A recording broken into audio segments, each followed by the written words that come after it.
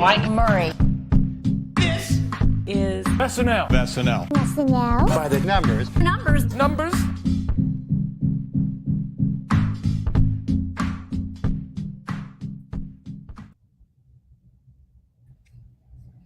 Bad Bunny is Shrek, SNL, and Espanol. Lots of cameos. There's the opening haiku for you guys. This is episode 950 of SNL. If you're on episode 1000 watch, we're looking at mid-season 51. I think we'll get the 1000th episode of the show. So, after season 50, but makes sense. So I'd like to welcome back Victoria for week 2 of By the Numbers. How you doing, Victoria? I am doing great. I'm still on the high. That was probably one of my favorite episodes of the season so far. Out of 2. Yes. All right, so we know Victoria likes this one better than Pete's, but we'll see about next week. Did you like the Pete one? I forget. Did you like that one?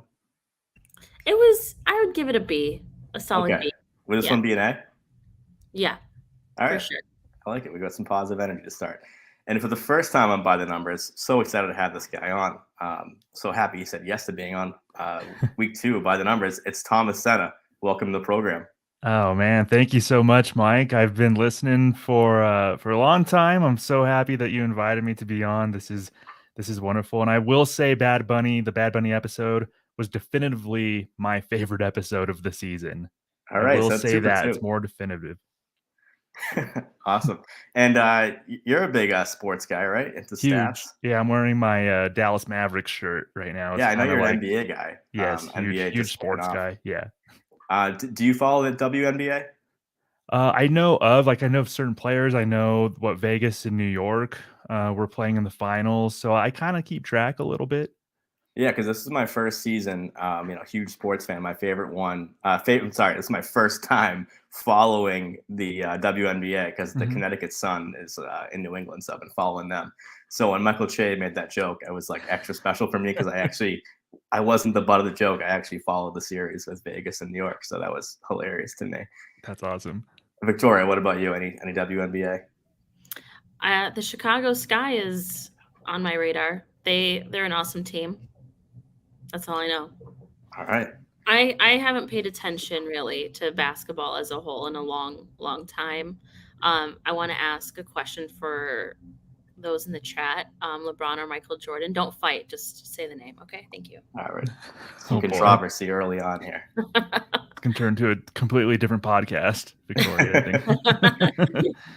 Right. I mean, maybe like Chris Farley or John Belushi, things like that we'll talk about in this podcast. I know you're a Chris Farley fan. So let's talk about the Bad Bunny episode. So for me, I don't know I think I might like the Pete one a little better. I think I found this episode more interesting than funny. Like I watched it live and I don't think I laughed a ton at the first time. I did like it a lot better the second time and the third time. But this one just felt so different. I like when SNL is different almost more than when it's really funny. I don't know if I'm in the minority in that, but it just seemed like an unusual episode. We had double duty, so that's always kind of an interesting wrinkle to the show and other factors that we're going to talk about during the program here. So I'm going to pull up the screen time and see how everybody did and have Victoria take that away. So this is the screen time for season 49, episode 2, Bad Bunny, Double Duty. All right. The star of the show, Bad Bunny, or as I call him, Misbehaved Rabbit, leading the way with 28 minutes and 7 seconds, followed by legendary Mikey Day with 13 minutes and 39 seconds. This was a great show for Marcelo Hernandez, coming in third at 8 minutes and 29 seconds, followed by not a cast member, but a fellow a past host, and my future husband, Pedro Pascal, at 5 minutes and 55 seconds. And I think 555 is an angel number, and Pedro Pascal is my angel. What are all the angel numbers, Victoria? I don't even know what that is. There's different angel numbers. I don't know what each of them means, but they're supposed to be good luck. So if you wear the angel numbers, you need it for a certain thing in your life. So, all right.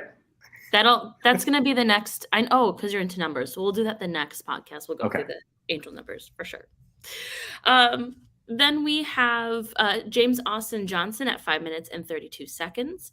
Ego Nwodim just behind him at 5 minutes and 31 seconds. Michael Che at 4 minutes and 9 seconds, leading this time and ahead of Colin Jost, who's at 3 minutes and 38 seconds. Newbie on the scene, Chloe Trost at 3 minutes and 29 seconds. Then we've got my girl Punky Johnson.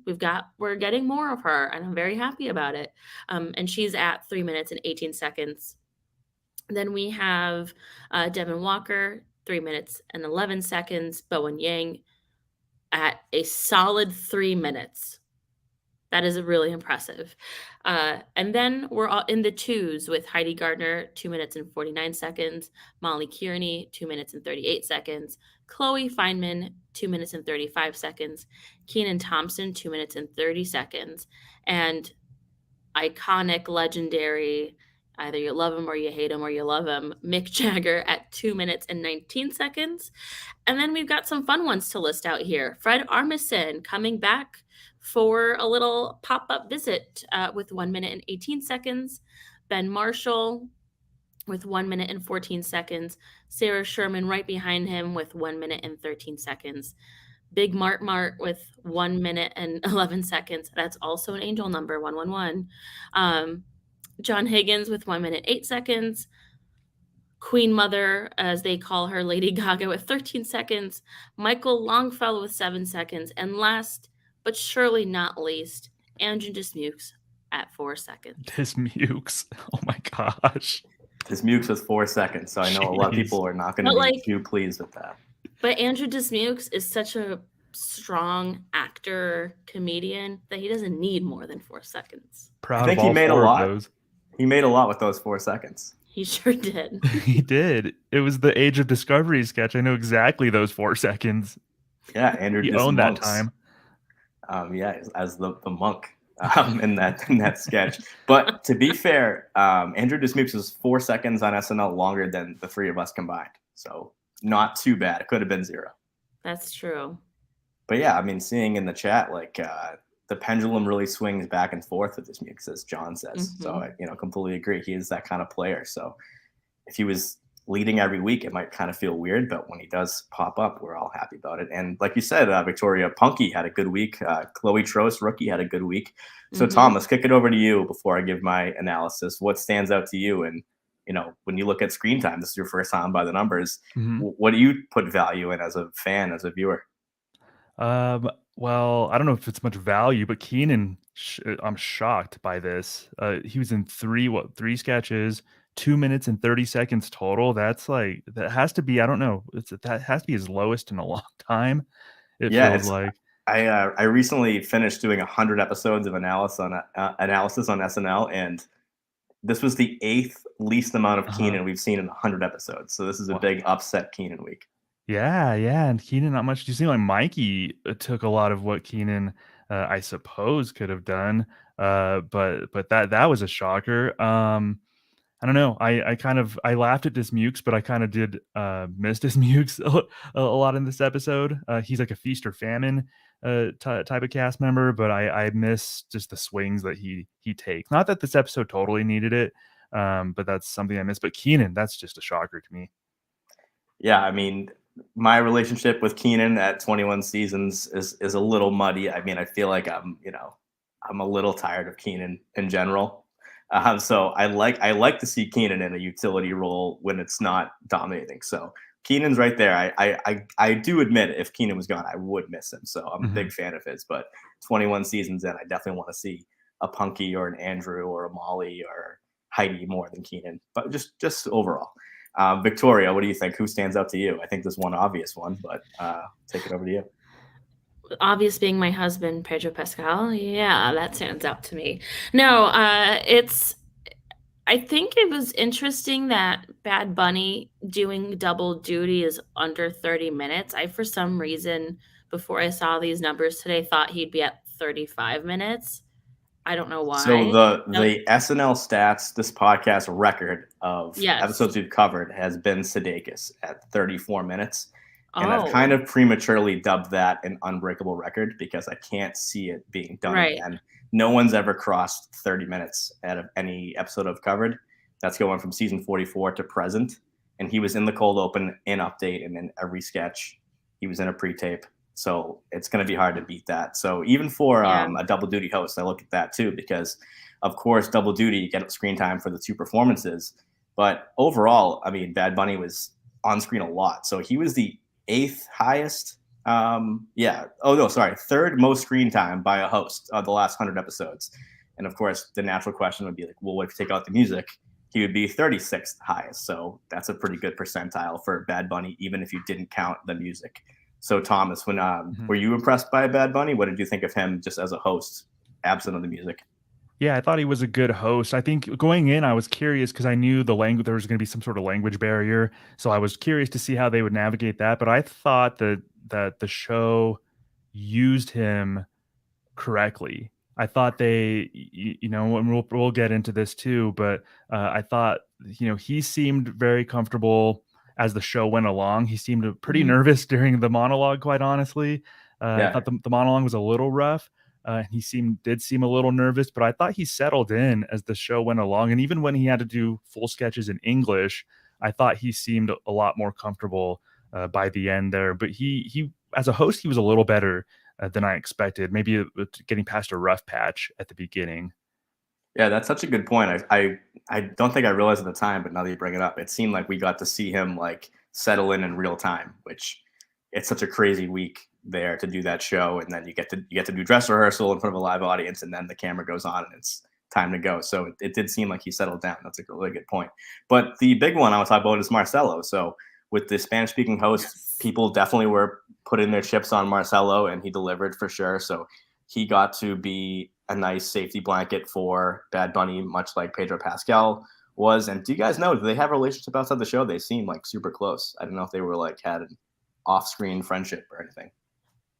I would guess that because of my guess would be since Pedro hosted and they did that sketch together, they probably formed a friendship since then or really tight. But Victoria, I don't Pedro's know. never talked to you about his friendship with Bad Bunny? No, we haven't made that step in a relationship yet. Okay. Yeah. Interesting. So, not yet. He hasn't returned any of my calls, but He hasn't returned a single one of the 200 calls that you made? not one. Oh. No, I wanted to say too, I want to make this comment about the episode as a whole. I think this episode really spoke to why diversity and inclusion are important. I think I want to say, I don't want to say this was probably one of my favorite episodes of all time, but it really was one that I think I will remember fondly for a very long time, and it'll come up for one of perhaps my favorites. I'm not of the Latino or Hispanic community, but I am a daughter of immigrants, and my parents are from the Middle East, and there are a lot of similarities in the culture. And this comedy really hit home and was incredible, like was truly enjoyable for me. And I was able to laugh at things. It felt like, oh, finally you're being represented and you're being heard from a comedic standpoint. Not that SNL isn't funny or hasn't made me laugh, but those things like truly hit home, spoke to certain parts of our culture, and really just a whole group and community of people got to see themselves on TV and enjoying it. And I think it really made an impact. When it comes to the language barrier too, it felt like home to me. I don't want to say Bad Bunny feels like home to me. That's a weird sentence to say, but like a lot of people that I love speak just like that. Their English is just like that. And sometimes I think it broke the stereotype or the stigma that if you don't know English, you're not as smart. That is quite the opposite. And of Bad Bunny and this whole episode, I think he did a really great job. He was really funny, and he added tremendous value with his bringing his culture. And I think that's really probably why Marcelo Hernandez is a big favorite of mine, because it's incredibly authentic. So that's my soapbox speech for the night for now. No, I love it. I mean, I've been saying on this podcast since the very beginning that, as we know as SNL fans, it's a comedy show second and a variety show first. So I just want to see variety. And if you just told me, hey, what would it look like if someone whose first language isn't English hosted SNL? I'd say I want to see that. So the fact that he's like an extremely popular, charismatic, good-looking musician who's also hosting, it's like, oh, even better, because he has fans that are going to bring eyeballs to the program. And it just was fun because with your average host, you're not going to see those sketches. So I always like when SNL maybe doesn't placate to the fan base of them per se, but I like when they bring something that they can't do every week, at least once. So maybe we saw it a couple times, and I really enjoyed that. That's probably my favorite parts of the show were the Spanish-speaking sketches. If I had to be honest, I thought those were the funniest. Yeah. So. So a note on Marcelo. Oh, sorry, Victoria. That was his second highest episode screen time. So his first one was last year, the Jenna Ortega episode. So that was a high episode for him as well. He had 9 minutes 7 seconds in that one, and then this one he had 8 minutes 29 seconds. That's awesome. I'm gonna bring something for those who are watching, so I'll be right back. Okay. I'll be right back. All right, Thomas, looking at that, we had 7 members of the cast that were under 2 minutes, or sorry, under 3 minutes. So from Heidi, Molly, Chloe Feynman, Keenan, Sarah, and Andrew, like, was there somebody for maybe this episode that you would like to see more? I know they can't be every week, but. Yeah, Ed already mentioned his Mukes, but I think Heidi's another one, especially on the update desk. I think we only had one update piece this week, and usually there's at least 2. And Heidi is somebody who I just love watching her on screen. I think she pops. And when I'm looking at cast members, like some of the all-time great cast members, not to say Heidi's like in that upper tier, but she's a cast member who really pops when she's on screen. Even if she does something that I don't necessarily love, I still enjoy watching her perform it. So I would like to see her get more than 2 minutes and 49 seconds. She's somebody, her presence and her energy. Again, this was a wonderful episode, but I think that she probably could have played in this great energy a little more than she did this episode. Agreed. Huge Heidi fan. In your opinion, your professional opinion, if you don't know, Thomas Sena works for the SNL Hall of Fame podcast. Is Heidi Gardner an SNL Hall of Famer, in your opinion? No, I think I was kind of looking at the other day. I think maybe my top 30, 29 to 30 cast members I consider SNL Hall of Famers. I think Heidi's probably for me somewhere between 45 and 50, maybe a few more seasons, racking up just more quality work. I think she can get on that line, but as of right now, I don't think so. But I do think she has enough to where I would still do an episode, because I would just love to talk about Heidi. So I think she's done enough to where I would push to have an episode of the SNL Hall of Fame on Heidi, but in my personal opinion, probably not an SNL Hall of Famer. All right, Victoria, I know you had a question, right? Yeah, Thomas, since you're the SNL Hall of Famer, go to, who from this list would you put into the Hall of Fame just based on their performance of the night?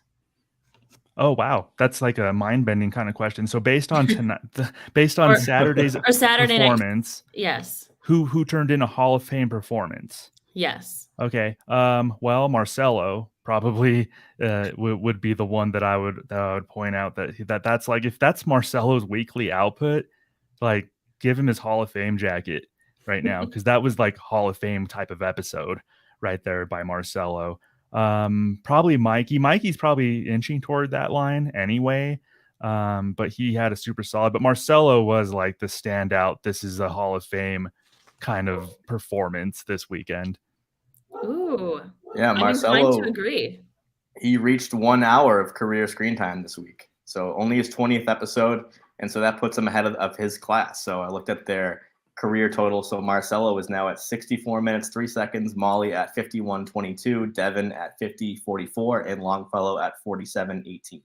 So before last season started, we didn't know what we'd get with those 4. And Michael Longfellow had a really hot start, followed by Marcelo at the desk, followed by Devin at the desk. Molly got their moment at the very end of the season. So we were didn't know who'd be the breakout. And I don't know if it's too early to tell, but this is my stat show. I think he's going to be the winner of that class, at least maybe not in longevity, but in output, like Thomas is talking about. So, but yeah, Mikey Day, that was his second best episode of the last 100 in terms of screen time. So he had 14 minutes, 47 seconds in the Jason Momoa episode of season 44. So this is a huge night for Mikey. So when we talked about who's going to really shine with a Spanish-speaking host, I don't think Mikey Day was the top pick, but that's the way it shook out. So did you guys have an issue, or do you think it was weird to put that rap battle sketch right after the monologue? It seemed weird for me. But then I read about at Dress that it was actually like a 10-1 that was moved up.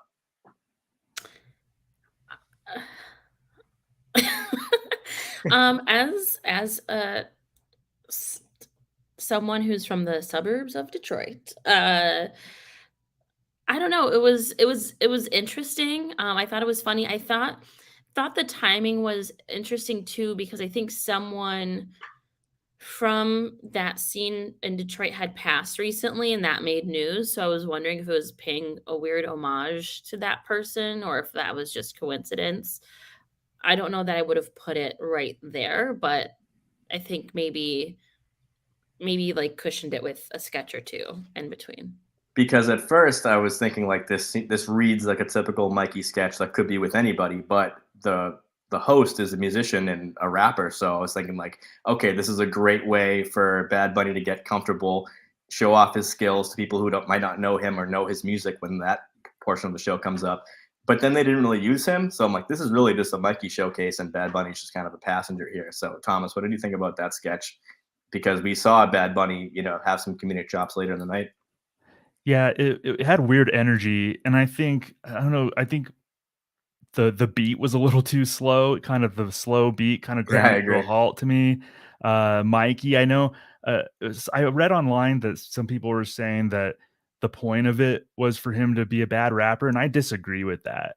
I think it would have been fine if he was a decent rapper and his flow was better, and that would have because the joke was that he was oversharing. So you didn't need the other joke that he was a bad rapper. I just think it was a weird energy to the sketch. And honestly, if they were going to run this sketch, if they had to run it that night, I think they probably placed it in the right spot, because I wouldn't want the momentum of the show to build and then this sketch to come on and grind it to a halt. So the fact that they put it first, you didn't have much momentum to kill anyway. So might as well put it first, and then you can only go up for there. So oddly, I think it was actually well placed. All right.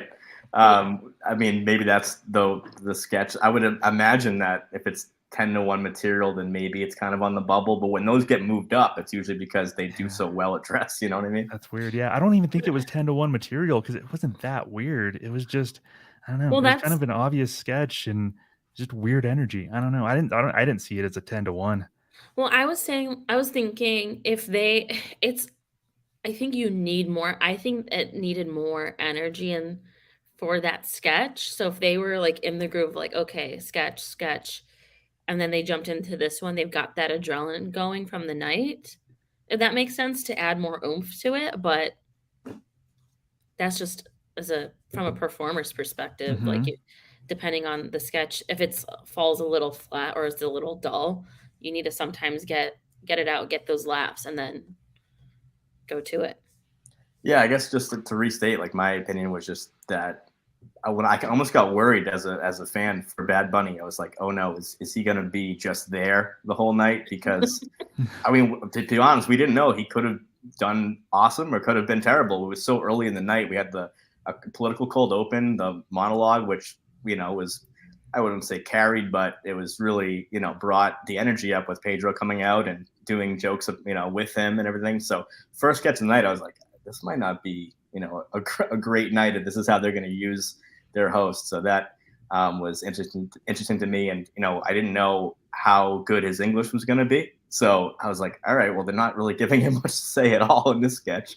So I want to talk about that. I think that's the really fun thing about this show in particular. Like I said, I'm more interested in different or diverse, interesting SNL, maybe more often than not, than like funny SNL, which might not be a great take, but it's my take. So having this show, I mean, by the numbers, I'm always looking to do a stat I can't do other weeks.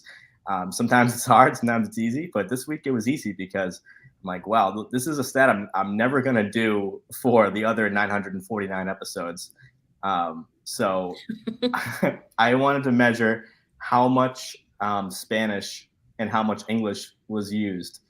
So Thomas, do you have a guess of what percent of the episode do you think was in Spanish? My guess is it might be high. My guess was 18%, because there were maybe 2 full sketches that were all in Spanish or mostly in Spanish, and the Spanish sprinkled through. So I'm gonna go 18. Victoria, what do you think? Oh, does that include musical performance? It does. I'm going to say 25, around a quarter. All right, both great guesses. So, I had finished the stats a little early this week, and I'm like, I'm going to rewatch it again, just live, and just count it. So this is my English versus Espanol of the rundown of the episode, from cold open through the sketches, everything. So we had a cold open all in English. We had a monologue that was 66 to 34%, mostly in English, but there was a lot of Spanish in it too. And then, like Thomas said, we had a pre-tape completely 100% in Spanish. And then the Protective Mom sequel sketch, which had a mix of both. So it ended up being 70% English, 30% Spanish. So that was the result of that test. Victoria said 25. You were pretty close. What do you think? I was thinking 25 at the least. So I'm surprised it wasn't more than 30. But I was thinking like, if majority of sketches were in English, because that was my guess. So I would have loved more Spanish. It was like, I truly loved the cultural aspect that they brought to the show, but not surprising. Yeah, in the cold open and weekend update, no surprise, were completely in English, and they also did not include Bad Bunny. So that makes sense that 2 big portions of the show would take away from that percentage and add to the English percentage. Thomas, what do you think about this stat for this week? Yeah, I guess I guess I didn't incorporate the musical performances in my mind, so it makes sense if you include the 2 musical performances, that'd be up to 30. I loved it. Like, I don't know, like, as a Latino from New Mexico, growing up in the culture, this episode really felt like home to me. And I think it was a lot of the bilingual stuff, and we could get to like some of the specific sketches at some point. But like, Victoria, you were talking about like culturally and how important it might be. Like, I can tell you like firsthand, like, it was this episode was super important to me, like, culturally. And I guess that's one that, like, it felt like a warm blanket. It felt like home a lot of the night to me. So maybe that's why I loved the episode so much. It did make me laugh out loud, and a lot of it was because of like the little things that they were doing with the Spanish throughout the episode and everything. So I absolutely loved it. I'm glad, like Victoria said, I could have done higher. I could have, it been nice 50-50. Why not? Let's go. Yeah. I'm also laughing at a comment in the chat from Ellis that says Colin Jost is probably fuming looking at these numbers. Yeah, just like the bilingual monologue he was fuming about that Sarah mentioned at the desk that time. Was that the Pedro episode that Sarah came on and said that? When there's a bilingual? I mean, I feel like that's been happening more recently, but Pedro's obviously top of mind. But I love hearing that from you, Thomas. And I just wanted to highlight, too, that 13.4% of individuals in the United States speak Spanish. So we're talking about, a dominant English-speaking country, and you have such a huge portion of the population that speaks Spanish. So SNL might not be something that you can normally watch if you don't speak English. So the fact that they had this episode that had 30% Spanish in it, that's definitely a lot more welcoming. I was kind of joking to myself that if I did do all the other episodes, it would probably average out to be 99% English. So this is definitely an outlier for that with 30%. But yeah, before we move on, Thomas or Victoria, do you want to talk about either one of those? Because like I said, I thought comedy-wise, the Spanish-speaking sketches were definitely my favorite. So was either one of them that you want to highlight, or the monologue or anything? Yeah, that Age of Discovery one, that Andrew was in for 4 seconds. Really, this one really popped on rewatches. like the use of Spanish was great. Like when Marcelo and Bad Bunny especially were saying like cojones, and they really like put an oomph into it. I know Victoria probably laughed hard when they said caca. And so that I thought that was a great use of like the Spanish slang and everything like that. Mikey's accent was actually really funny to me. I didn't mind him being in there because it was just any more like if it would have been multiple cast members having a bad accent, then it would have been distracting. But I don't know. I just thought Mikey's accent was like bad and it was funny and endearing to me. But that upon rewatch, that Age of Discovery sketch was really impressive to me, actually. And I could tell Bad Bunny was really comfortable in that because it was his first language. I could tell his timing as an actor was a little more on there than maybe the rest of the night. Part of that had to do with maybe it was a pre-tape, but still, I think doing that sketch in his language, you could tell his comedic timing was a little more on in that. So that one just really popped to me. Yeah. Yeah, I mean, seeing him in that, I definitely have the same thought that, you know, it's a pre-tape. We might get multiple pre-tapes. I feel like I should research this because I have the numbers, but that when we see double duty, I kind of expect more pre-tapes because maybe it's just a busier week and they, you know, kind of make sure that no matter what, they have pre-tape material to air if the schedule gets tight, for just, you know, sets and costumes and things like that. But let's talk about Protective Mom too, because this was a sketch where Pedro Pascal, I think, went from a good host to a great host when he hosted, and then reprising that. It's always really exciting when someone who's not from SNL has a recurring character, and shout out to Marcelo for also getting his first recurring character out of it too, because he played the same role in the first one. So Victoria, was this as good as the first one? Even better? What do you think about that sketch before we move on? Protective Mom, I hope, keeps coming back. I'm going to be very honest. I hope this is a continuing, recurring sketch. It is so funny. Again, I'm not Latina, but I am of Middle Eastern descent, and I'm a daughter of immigrants, and that is very close to home. It just shows the world that we're more similar than we are different. And I see my mother in that a little bit, not too much. My mom doesn't speak like that to me, nor my guests. Maybe not out loud, but I do. So I said I was going to bring something here, and this is for the folks who are watching. For those who are listening, I'm sorry that you cannot get the full effect, but just imagine. So my favorite part of this sketch was the cookies. Everybody who has a mother who is an immigrant knows that no food container has food.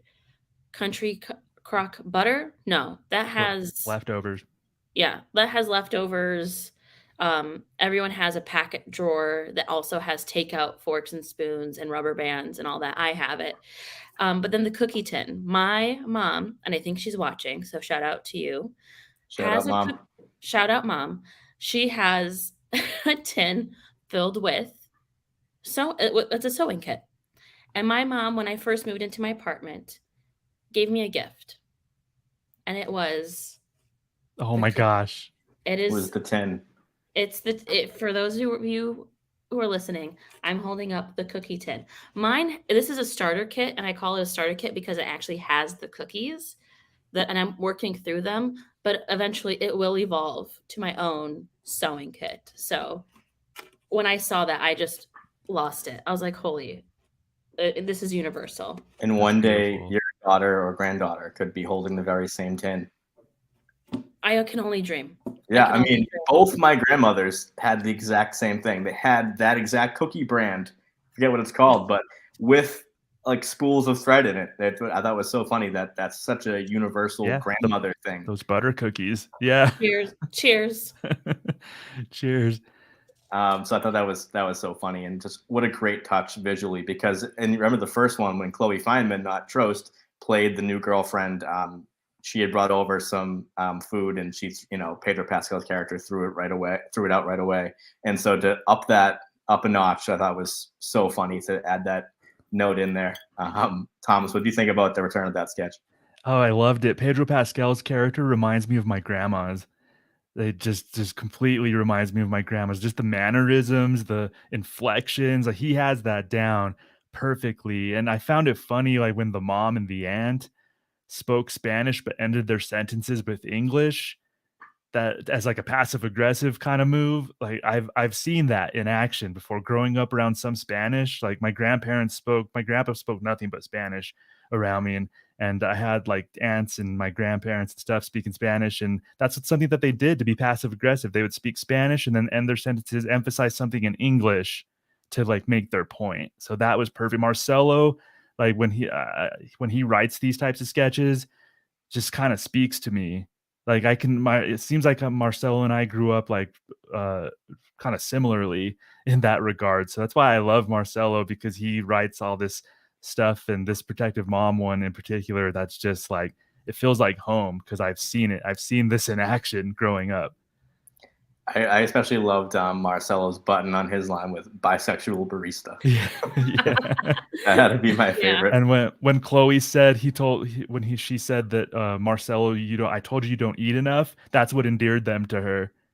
So because that's what my grandma, every time I walked into my grandma's house, like, oh, you're flaco, you need to eat more. Here, have some. And she would like push food on me, and even if I wasn't hungry, I had to eat. And that's always their concern. Like, you don't eat enough. You got to eat more, mijo.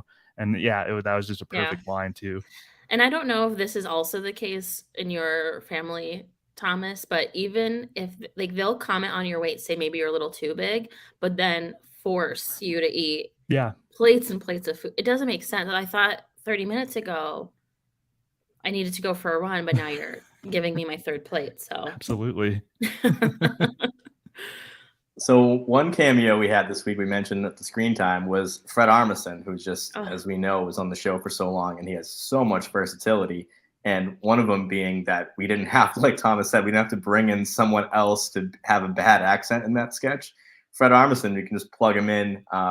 He seems to be always down to cameo in SNL. I tweeted out live during the show that he had cameoed in 10 of the 11 seasons since he's been gone. So you're never too far away from a Fred cameo post his tenure on SNL.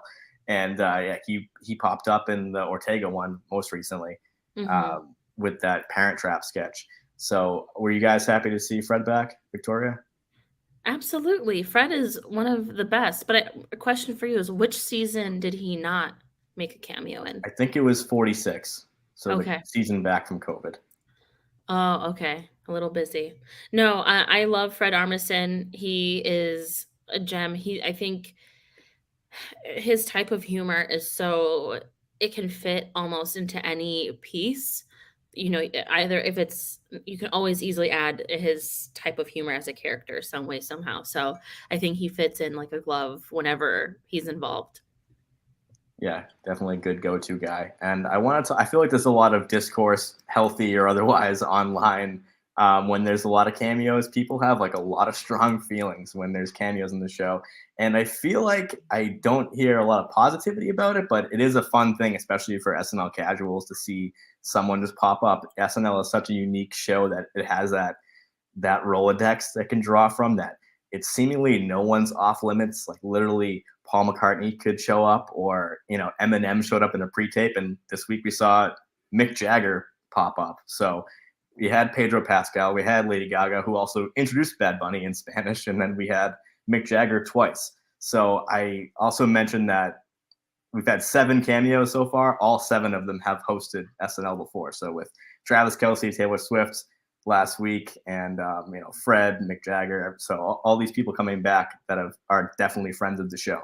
So I decided to run some stats on that. Obviously, very early in the season, but I'm like, what if this rate stayed? What would it be? So season 49, we've had 7 cameos, 2 episodes, so 3.5 per episode. I looked back at the other seasons, and it would be 1.4 cameos per episode last year, 2 for 47, 1.5 for 46, 3.2 cameos per episode in 45. I excluded SNL at Home because they were just full of cameos. And then season 44, 2.3. So in the last 6 seasons of the show, we've had 200 cameos in those 97 episodes, taking out the 3 from SNL at Home. So Thomas, how do you feel with SNL cameos? Do you think that they do sometimes overdo it, or are you always kind of happy to be surprised because it's a live show? Yeah, I think they could overdo it sometimes, but I do like them. Like to start off with like a more positive note, I think they can be really great if it makes sense for what's going on in the sketch. So like this past week, like Fred Armisen, that made sense, and it would have been distracting if it was Mikey and somebody else not speaking Spanish well. You throw Fred in there, and he just really worked in the sketch. I'm gonna do a throwback, and Susan Sarandon and Patricia Clarkson in Mother Lover. That's a good example to me of something that worked, like cameos that worked for that sketch because they were Great poll. like good looking, they're hot moms or whatever, and they just like fit that song and that sketch perfectly. Like this past week's episode, like Mick Jagger, yes to the telenovela sketch. I think I did like that. The nun one, not so much. I think it could have been a cast member who did that. It seemed like it was unnecessary. So it just depends. But like, yeah, if it makes sense for what's going on in the sketch, why not? Victoria, what do you think? I mean, this season coming in, seeing this many cameos, yeah, it could just be because of the writer's strike in some way, or just because new season want to get viewers. Obviously, the Travis Kelce and Taylor Swift thing brought, clicks and things like that. But just in general, I mean, you're never very far away from a cameo. So looking back last year, episodes that did not include a cameo were Meg Thee Stallion, Amy Schumer, Austin Butler, Michael B. Jordan, and Quinta Brunson and Ana de Armas. So those are the only episodes last year that didn't have one. So if you're watching along with us, I just included the last 20 episodes last season and these two, so you can be reminded of who did cameo last season. But what's your overall opinion on it? I actually really enjoy cameos. I think it adds versatility, and if you love who the cameo is, it makes it even more exciting. I think it's a great way to get different audiences to watch the episodes and to tune into SNL. And it's always a fun surprise of like, is someone I love potentially gonna show up on this episode? So I mean, I think it's great in that it helps folks get those views. If you're I remember, for example, a lot of my friends are Swifties. I'm more so Swiftie adjacent, but a few of my friends tweeted watching SNL for the very first time, and that was when Taylor Swift was on. So I think it's a great opportunity to get folks to watch the show for the first time and then, gain a new audience. Victoria, Yeah. when you're a cast member in a few years, are you going to resent cameos if it takes away your screen time? Great question, by the way. That's a great POV. That's a good question on POV. I would say it would depend on who the cameo is. Okay. If it's Pedro Pascal, you're good with it. Oh, yeah, it's fine. But okay. That's fine. That's okay. That's because I think some cast members could resent that a little bit if it's something that they could have done. Yeah, but it's like the one, I think Taylor Swift's cameo was fun, got people really excited. The Travis Kelce one, I think that fit. I mean, if it fits for the scene, I think, or the sketch, I should say, why not? Like, for example, what you just said about the nun one. Yeah, that could have been another cast member. Yeah,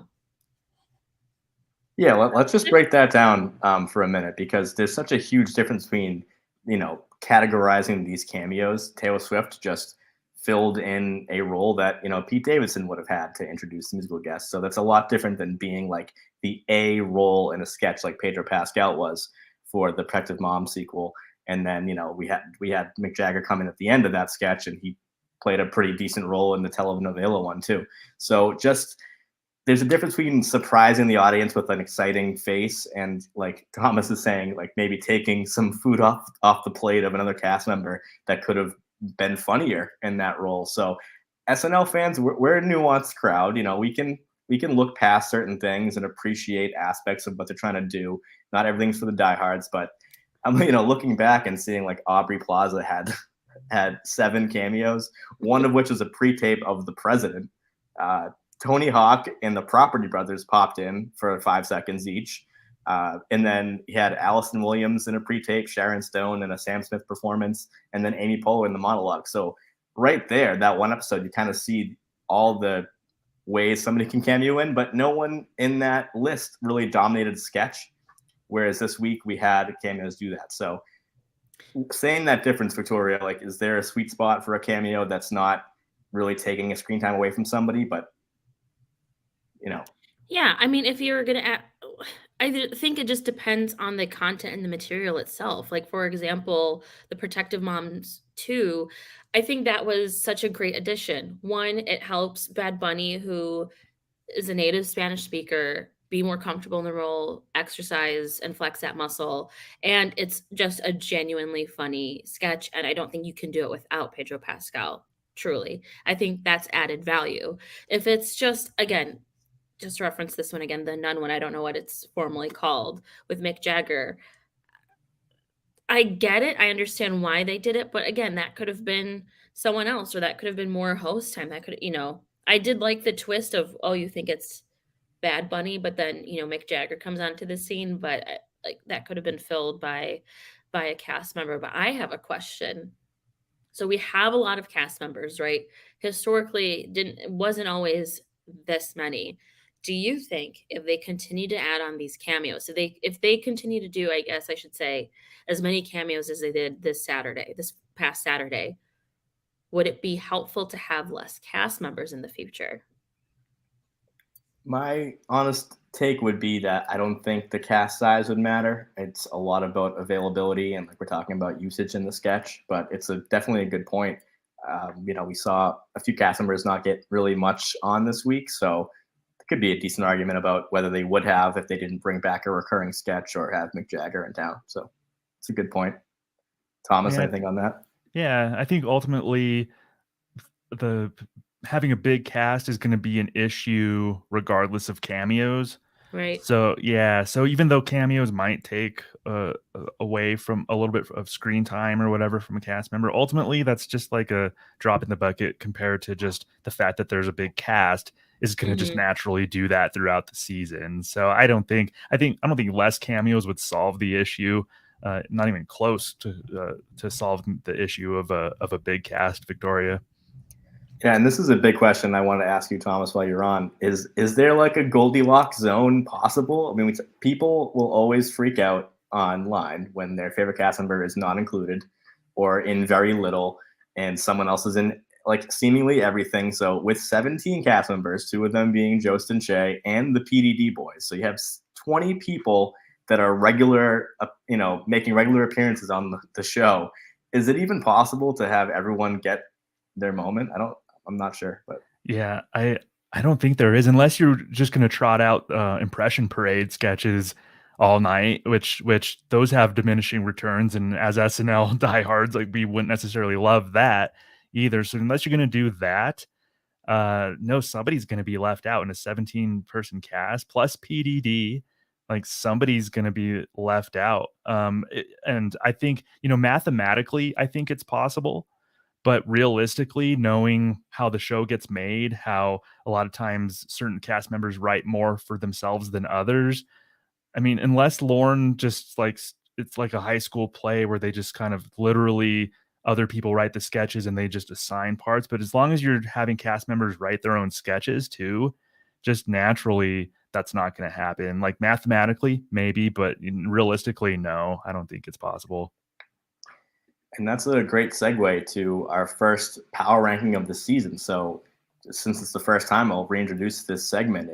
There's a stat that I made in my nascent SNL stat career, because I was always driven crazy by how appearances and screen time can be deceiving, because someone can be in the background for most of a sketch and they'll get more screen time than somebody who got, a couple good laughs and was gone. So there's so many different ways to twist stats to fit your narrative, and I wanted to make one stat that kind of was the end-all, be-all of SNL, and categorizing how they appear, when they appear, how often, for how long, all these things into one number. And so when we get an episode where we don't see much Sarah Sherman, and then next week I would expect for her to have a pretty decent week. So over the season, I average it into one number. So I put up the Pete Davidson and Bad Bunny episode numbers for each cast member. And Victoria, would you like to do your inaugural power ranking reading for this season? Now we have 2 episodes. Oh my goodness. Okay. Yeah, it's just in order from highest to lowest average over 2 episodes. A small sample size. I am going to demonstrate my public education experience in reading. Mikey Day coming in at number 1 with 138.7 average, followed by Keenan Thompson. That's a big jump with 90.9. Then there's Bowen Yang with 88.3, followed by Marcelo Hernandez at 81.6. I'm actually surprised by this one. Well, there are only 2 episodes, so maybe not, nonetheless. Then we have Colin Jost at 75.1, Michael Che at 66.8. Then there's Ego Nwodum at 63.3, James Austin Johnson at 53.4, followed by Heidi Gardner at 50.6. And then we're dropping into the 40s with Devin Walker at 46.1, Chloe Feynman at 41, a solid 41, with the next Chloe at 35.1. And then our bottom 5 here, which is disappointing a little bit to me, but we'll talk about that shortly. Punky Johnson at 34.3, Andrew Dismukes at 34.1, Sarah Sherman 24.1, Molly Kearney 22.9, and then last but not least, Michael Longfellow 15.3. So as mentioned, it's super early, but wanted to see what it looked like so far with 2 episodes. I'll be even more interested as the season goes on, especially, Mikey, 205.8. That's an insane score for this stat for 1 episode. But leading the cold open, doing that rap sketch, he was in the Age of Discovery sketch. He was all over the place. He kind of led the Burt's Bees sketch of the 10-1. So he was really in the driver's seat for most of the night. But it's just interesting to see the power ranking after we have showed it so many times on this show and not see Keenan at the top. So I would expect Keenan to gain some ground. So there's a big gap from 139 basically to 91. Is the 1 to 2 drop off here. Thomas, taking your first look at the ultimate SNL stat, what do you see and what's surprising? What are we going to see going forward? Yeah, this is where the subjective nature of things come in because, oh man, Bowen. I love Las Culturistas. I love Bowen as a person. And when you say something like that, that's a preface to being not too nice. But Bowen hasn't been doing it for me these first 2 episodes. When he's been on screen, I know he got a lot of screen time in the Pete Davidson episode, but it's just kind of brought down the show. And even his little screen time in the Bad Bunny episode, it was just like in the telenovela sketch at the beginning, like he just, I don't know, just something about Bowen's performances the first 2 episodes has just not done it for me. So he's number 3 power ranking, but if we were to go by what's made me laugh and what I've enjoyed, Bowen would be way further down than that. So that's what I find interesting about this stat is, it's I guess objective as far as like the numbers go, but subjective, like my personal opinion, seeing Bowen number 3, I'm like, wow, okay. And I love Bowen, but it's just that's what really sticks out to me.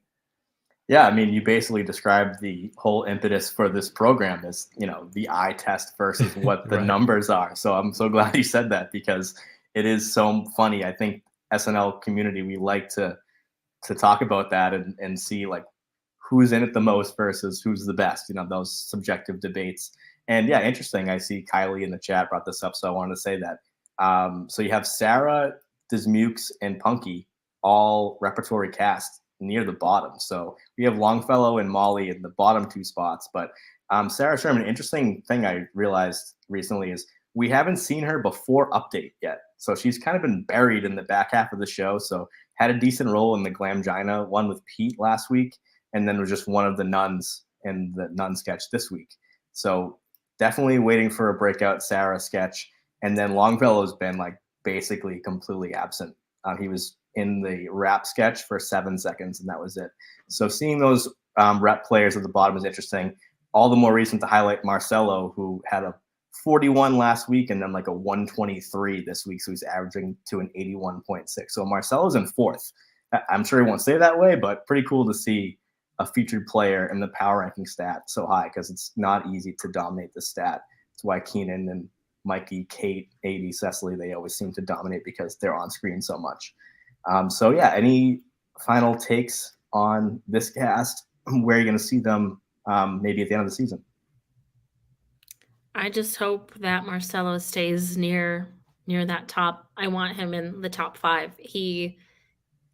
He's becoming one of my all-time favorites. Slowly but surely. He's on the rise, and I can't wait to see what happens in the next, few seasons with him.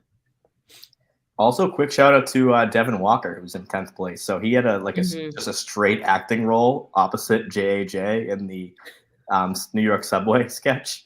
So he had a decent night right there. But Devin doesn't get talked about. He's probably talked about the least. So I wanted to just give him a shout out because he's in 10th place right now among the cast after 2 episodes. And I'd like to see what different things he'll do. And then Longfellow is probably just ripe for an update appearance. But Thomas, final thoughts? Yeah, I'm looking at the top half of this list and the bottom half and trying to pinpoint who can creep into the top half from the bottom, because right now it looks like how I think it might look at the end of the season. Like going into the season, this would pretty much make sense, especially if you said Bad Bunny was going to be one of the first 2 hosts. You would say, okay, Marcelo is probably going to be in that episode a lot. I don't know, Sarah could probably make a jump, but how high? Like I don't see her cracking the top 8 necessarily. I think she could finish in that middle ground, but I think what we're seeing now, small sample size to be sure, or maybe like, I don't know, 1/10. It's a shorter season, so maybe not that small of a sample size, but it looks pretty close to what I think we're going to see by the end of the season. Maybe Sarah jumping into that top 10, but yeah, I don't know. Yeah, we'll definitely see Heidi climb, I'm sure, and JAJ. So I'll be waiting for that. But I'll have to say, just as the stat person, like I'm so excited to follow this stat this year because I think it's going to be a lot of up and down. Where coming out of the era we were just in with Kate, Cecily, 80, Pete, Alex, Beck, Kyle, like all those big people leaving is just allowed for so much more room. So think about since we've started this podcast, the Saturday Night Network, we've had, Punky and Andrew come in and they're still here. We have Sarah and JJ, 4 rookies last year and 1 this year. So this cast has a very small level of seniority. So I think people are on very even playing ground right now. So it's going to be interesting to see how they jump around. And will we see Keenan finish at the top? That is the question. We'll talk to you in the spring about that. So, Thomas, you were part of the SNN draft Yes. this season. How are you feeling about your team so far? Not great. I have Ego Wodum and Andrew Dismukes, but to be fair, I had the 4th and 13th pick, so I grabbed Ego with the 4th pick, and that's looking. I'm still confident that she can hover around that area, and I grabbed Dismukes with the 13th pick, so I didn't reach totally for Dismukes. So Ego and Dismukes right now, I'm tied for 5th with John. I don't know. I'm going to finish in the middle of the pack. I'm not confident that I'm going to win this thing. Yeah, it's tough. So this is based only on appearances. So small or large, doesn't matter. This is just if they appear, if they give a voiceover, any capacity. So the results right now, Team Amanda and Team Bill are in first with 14 points. Team Amanda has Bowen and the tandem of Jostin Shea. Team Bill has Mikey and Devin Walker. Sammy as well has 14 points with Keenan and Chloe Trost. Haskell with Chloe and Marcelo is at 13 appearances total. John and Thomas at 12 points apiece. Team John has James Austin Johnson and Punky Johnson. So John has the Johnson team. I don't know if anyone said that yet, but that's funny. And then, as Thomas mentioned, Ego and Dismukes with 12 total appearances. Team Zoe has Heidi and Molly with 9, and Team TJ is at the bottom with Sarah and Longfellow, who were the 2 bottom of the power rankings, right? So, or bottom 3. So that's tough start for them, but that'll pick up. So that's the update on the SNN draft. So next week, coming up this week, we have Nate Bargatze hosting. We have a stand-up host, first timer. So I'm excited to see what will happen there. Hopefully we'll get a longer update. So this is one of the shortest updates of the past 5 years. So those update spots are going to be very coveted to get. And we'll probably have a decently long monologue. We get longer monologues on average with stand-ups. And what do you hope to see, Victoria, in our last run of shows here? Our last show of the run. So with Nate being a stand-up, and my summer, even though there was no SNL, was filled with a lot of SNL in that I essentially went to just about everyone's stand-up show. So I'd really love to see Nate and those folks kind of getting to play together. They have that mindset. I think they're going to be compatible in that way, though I'd love to see Nate in more of a sketch role. So I think it'll play to their versatility. And I think this is really going to be Marcelo supremacy here, but I think that's going to be a great opportunity for him to shine as well. I think they'll be compatible. So we'll see. I will continue to say this until I get it. More Punky Johnson. So hoping that happens in the next episode. Yeah, I love Punky in that telenovela sketch. I thought she was maybe the best part of it. So good. Happy to see her, and I'm happy that sketch wasn't buried late in the night either. So, Thomas, what do you think? How can SNL wrap up this 3-show run the best that we feel really good about the season going into deeper in the fall? Yeah, some quick things I was thinking about. So let Marcelo continue gaining that traction that he's been getting. Like, don't sideline him because he was heavily featured in the Bad Bunny episode. Like, he's gaining momentum. He could be a star. So I think they need to find Keep a it way going. to ride that. Yeah, keep that momentum going. I'd like to see Dave Grohl in a sketch since Foo Absolutely. Fighters.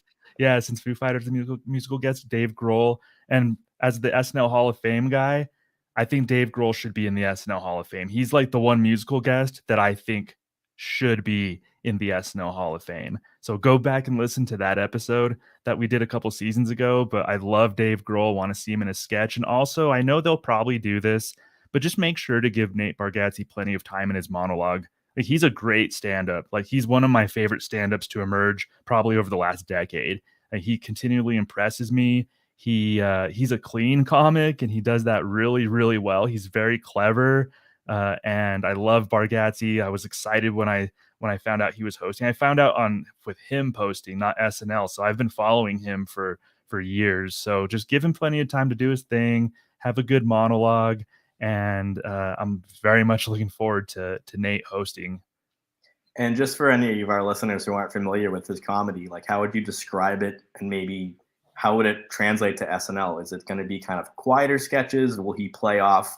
Like, my prediction is there's going to be a big Sarah sketch, so I'm gonna make that prediction. So would he be the person reacting, or is he going to kind of anchor a sketch? I mean, just what's his style like? He'd be the reactor when you say Victoria. Like, he's more like even keel, but he's very, it's all in he's a wordsmith, and and a lot of it's his like little things that he does with his tone or how he'll say, but he's not like Dane Cook. He's not going to go get out there on stage and just be like this animated person. Bargatze's a great writer. And so I think that's where his strength lies. So I think I see him as like a reactor sort of, or something like that. They go watch the promo too. I think that's maybe a good taste. And he's a little more animated in the one promo that I saw, which was really good. But more, if it's a Sarah sketch, he'll be the one who maybe calls out the absurdity and plays off of that in a more low-key way.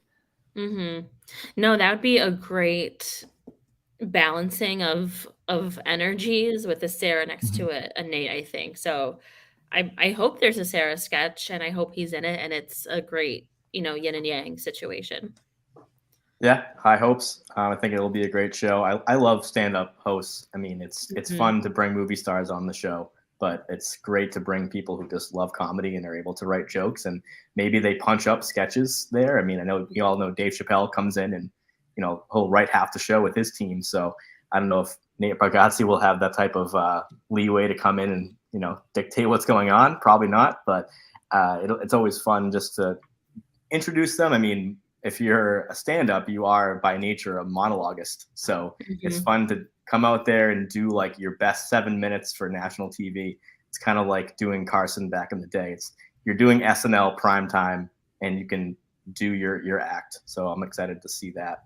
So coming up this week, we have another countdown on the SNL network. So with the 50 greatest cast members, and that'll be tomorrow night, followed by a hot take show, 1:10 a.m. after the Nate Bargatze Foo Fighters episode, hosted by John and some great panelists. and the roundtable on Monday. So you'll see me and Victoria next Wednesday, 8 p.m. Thomas, what can you tell people? Where can they check you out?